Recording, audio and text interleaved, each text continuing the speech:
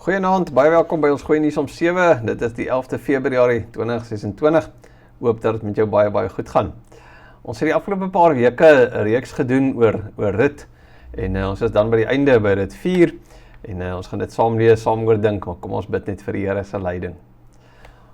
Ons Vader, Here, dankie dat ons kan leef onder die waterval van U genade. En dat ons elke dag daai genade so mag indrink, soos 'n plant dou indrink. En dat Rut 4 vanaand ook, Here, vir ons van daai genade mag vertel. Dat ons dit ook van ons lewe, deel van ons lewe kan maak. En daarvolgens mag uitgaan in 'n wêreld. Weet dat ons is geanker in Christus Jesus. Ons bid dit om Christus ontwil. Amen. Nou ja, Rut 4, lees gerus saam met my. So wat gebeur het, is dat Naomi vir Rut gesê het, dat sy moenie bekommerd wees nie. Sy kan nou net wag, Boas sal die hele saak rondom die losser, sal hy gaan uitsorteer. En dan Rut 4, ondertussen het Boas na die stadspoort toe gegaan en daar gaan sit. Juist toe kom die losser van wie Boas gepraat het daar verby. Boas roep toe, kom sit hier my vriend. Nadat hy kom sit het Boas ook 10 leiers van die stad gevra om daar te kom sit en hulle het dit gedoen. Boas sê toe vir die losser, Naomi, die vrou wat uit Moab teruggekom het, bied die stuk grond wat aan ons familielid Elimelek behoort het te koop aan. Ek het gedink ek behoort dit vir jou te sê. Koop het nou in teenwoordigheid van almal wat hier sit en voor die leiers van die volk. Indien jy bereid is om as losser op te tree, doen dit dan, maar indien nie, sê dit vir my dat ek dit weet, want ek is na jou die volgende een wat die lossesreg moet uitoefen. Hy antwoord toe, ek is bereid om as losser op te tree. En daarop sê Boas, wanneer jy die stuk grond van Naomi koop, kry jy terselfdertyd vir Rut, die Moabitiese weduwee, sodat die grond in die oorledene se familie bly. Die losser sê toe, in daardie geval sal ek my reg om as losser op te tree laat vaar, want anders sou dit beteken dat my eie eiendom in gevaar kom. Tree jy nou maar as losser op, want ek sien nie meer daarvoor kans nie. In Israel was dit gebruiklik by die lossingsprosedure of by die ruil van enige eiendom dat die een party 'n skoen uittrek en aan die ander party gee. Dit was die manier waarop die bekragtiging van 'n transaksie in Israel plaasgevind het. Die losser sê toe vir Boas, jy kan dit maar koop, en die losser het sy skoen uitgetrek. Hierop sê Boas vir die leiers en almal teenwoordig, julle is vandag getuies dat ek alles wat in Elimelek en Kiljon en Maglon behoort het, van Naomi gekoop het, en dat ek ook die Moabitiese vrou Rut, die weduwee van Maglon, vir my as vrou gekry het. So sal die grond in die oorledene se familie bly, en sy nagedagtenis nie vergeet word in die volkslewe nie. Ja, julle is vandag getuies. Die leiers en almal wat in die stadspoort bymekaar was, het toe bevestig, ons is getuies. Mag die Here die vrou wat nou in jou huis inkom, soos Rachel en Lea maak, wat saam gebou het aan die volk Israel. Verwerf aansien in Efrata en maak naam vir jouself in Bethlehem. Mag die nageslag wat die Here jou uit hierdie jong vrou sal gee, wees soos die van Peres wat deur Tamar vir Juda in die wêreld gebring is.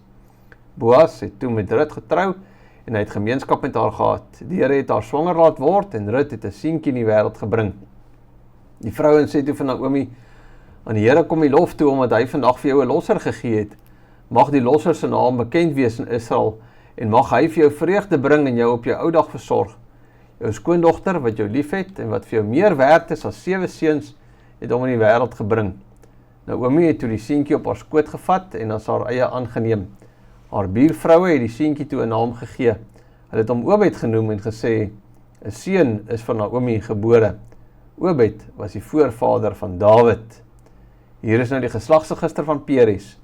Peres was die vader van Gesron, Gesron van Ram, Ram van Aminadab, Aminadab van Nagson, Nagson van Salmon, Salmon van Boas, Boas van Obed, Obed van Isai, en Isai was die vader van Dawid. Nou Rut 4 bring ons by een van die mooiste en mees bevredigendste verhale in die Ou Testament tot die einde. Nee, wat begin het met 'n hongersnood en verlies en bitterheid, eindig nou met volheid en vreugde en nuwe lewe. So in hierdie hoofstuk is nie net die slot van 'n familieverhaal nie, maar 'n openbaring van hoe God sy verlossingsplan konsekwent en regverdig en genadig uitgewerk het. So Rut 4 wys vir ons dat die Here werk nie halfpad nie. Hy het nie van Naomi en Rut halfpad gelos en ergens in hierdie verhaal nie. wat hy begin het in rit 1, bring hy dan tot voltooiing in rit 4. So die Here herstel nie net hulle as individue nie, maar ook hulle name, hulle gesin, en dan uiteindelik ook daardeur die volk. Want hierdie hoofstuk lig eintlik vir ons die sluier en wys so 'n stil, 'n eenvoudige verhaal ingeweef word in die Here se groot verlossingsplan wat dan uitloop op koning Dawid en dan verder in Jesus Christus. Goed so, net bietjie die agtergrond, net weer waar rit 3 in iets van die rustigheid en die stilte en die geheim van die nag afspeel, verskuif rit 4 na die lig van die dag in die openbare ruimte van die stadspoort. Die hoogtepunt van die verhaal speel nie af in 'n tempel of 'n slagveld nie, maar daar by die stadspoort net tussen regsformaliteite en getuies en sandale. En as jy is hier waar die Here se groot verlossingsplan ontvou. En daarmee leer die Bybel ons eintlik iets diep pastoraals, nie dat God se reddende werk gebeur dikwels sommer in die gewone ruimtes van die lewe, in besluite en verantwoordelikhede en gehoorsaamheid en regverdigheid. Boas homself tree nie sommer net impulsief of romanties op nie. Hy self, interessant genoeg, respekteer die wet, hy respekteer die gemeenskap waarin hy lewe, hy respekteer sy naaste, en ware liefde en verlossing loop altyd saam met waarheid en reg, nie waar nie. So, en hierin is Boas ook vir ons 'n voorafskaduwing van vir Christus, wat nie die wet omseil het nie, maar gekom het om dit te vervul, Matteus 5. Jesus koop ons nie goedkoop los nie, hy betaal die volle prys, publiek, regverdig en finaal. So Boas, hy trooi doelbewus en onmiddellik op, hy gaan na die poort, hy gaan sit daar, hy wys sy erns, hy roep die mense bymekaar, die belofte wat hy aan Rut gemaak het, word nie uitgestel of verskuif nie. Die Here se verlossingsplan vind nie in die skelm en in die geheim plaas nie. Boas is nie besig om agteraf plannetjies te maak nie. Hy gaan doen dit in die stadspoort, getuies, hy roep almal bymekaar, hy stel sy saak in die lig. Hy roep die losser nader en die 10 oudstes en alles geskied daar volgens die orde van die dag. Die saak word gestel, Naomi verkoop die stuk grond wat in Elimelech behoort het, die losser is aanvanklik bereid om dit te koop, maar hier sien ons dan iets belangrik, nie, dat Boas, die verlossing kos hom eintlik iets. Nie, om as 'n losser op te tree, beteken jy moet verantwoordelikheid vat, nie, finansieel kos dit hom iets, familiegewys, dit kos hom iets. So die Here se verlossing is nooit goedkoop nie, dit vra bereidwilligheid om ook dit iets vir iemand anders te gee. Nou goed, wanneer Boas egter byvoeg, dat Rut, die Moabitiese weduwee, deel is van die lossersplig, dan trek die ander losser terug. Sy woorde is eintlik veel betekenend. Ek kan nie los nie, want ek gaan my eie erfdeling gevaar bring. So, daar's iets van 'n selfbehou daar, en wat mense seker kan verstaan, en dis sy goeie reg om dit ook te doen. Hy's nie onbekwaam nie, maar hy voel daar's te veel op die spel, so hy sien nie kans nie. En dan doen hy afstand van sy reg deur sy skoene uit te trek. 'n Wettige, maar simboliese handeling, en die teks vir ons verduidelik, hy gee sy voetspore in die verhaal, gee hy prys. Nou natuurlik, agter dit alles, weet ons, is nie net die feit dat die man nie kans sien om as los op te tree nie, agter dit alles is die Here natuurlik ook besig om sy plan uit te voer. Maar die naam van Elimelech word tog herstel. Boas wat bereid is om sy naam te waag ter wille van 'n ander. Nee, en dit is eintlik ironies genoeg dat die eerste losser wat het bang is, sy familie kom in die gedrang, hy verloor eintlik so 'n bietjie sy naam, terwyl Boas se naam dan voortleef. Dis iets van daai wie laaste is, sal eerste wees.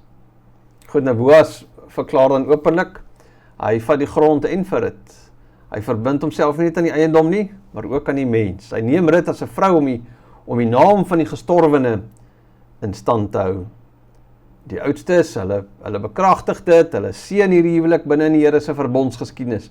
Hulle noem name soos Rachel en Lea en Tamar, vroue deur wie die Here ten spyte van hulle eie gebrokenheid sy beloftes voortgesit het. So hierdie verlossing wat hier bewerk word, herstel eintlik vir Naomi en Rut in terme van waardigheid en toekoms en 'n klomp dinge. En dan die sigbare uitwerking daarvan. Die Here het haar swanger laat word. So die fokus eintlik vanaf al die dinge wat dalk vir ons na menslike handelinge gelyk het, verskuif nou, dis die Here wat aan die werk is. Dis 'n goddelike gawe.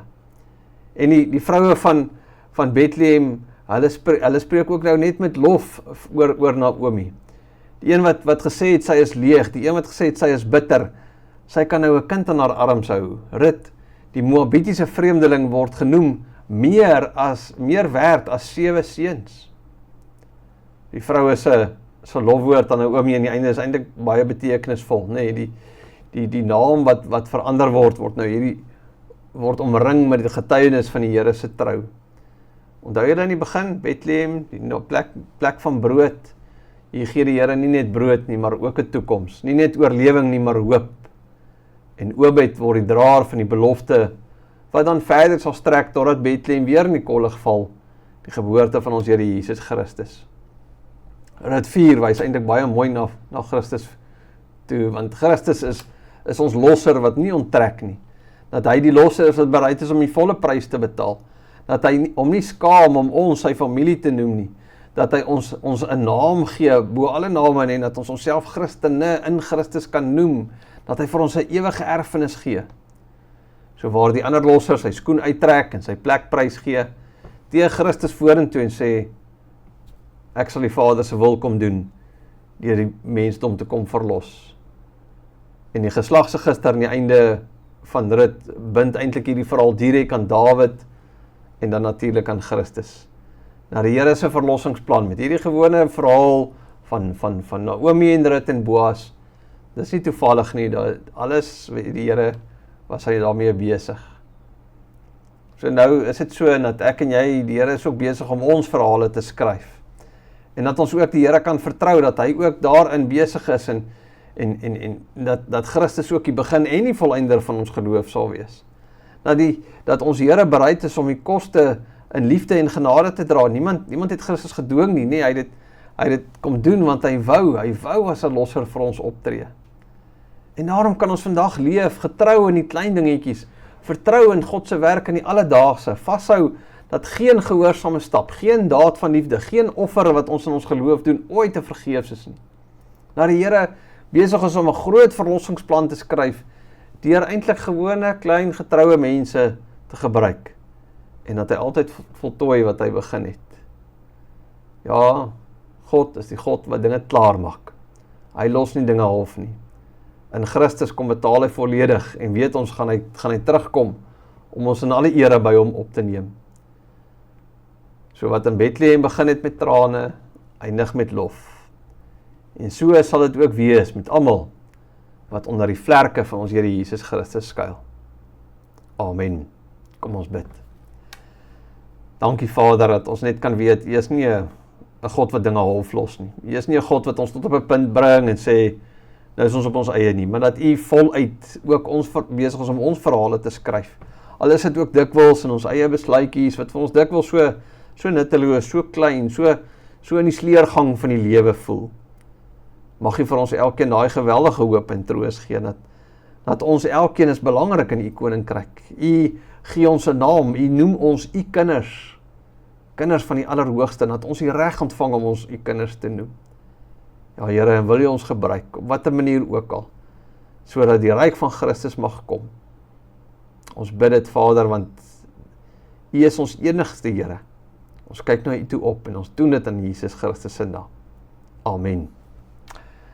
Baie dankie vir jou tyd en dat jy saam geluister het en ja, baie sterkte en seën vir die aand en die res van die week wat voorlê.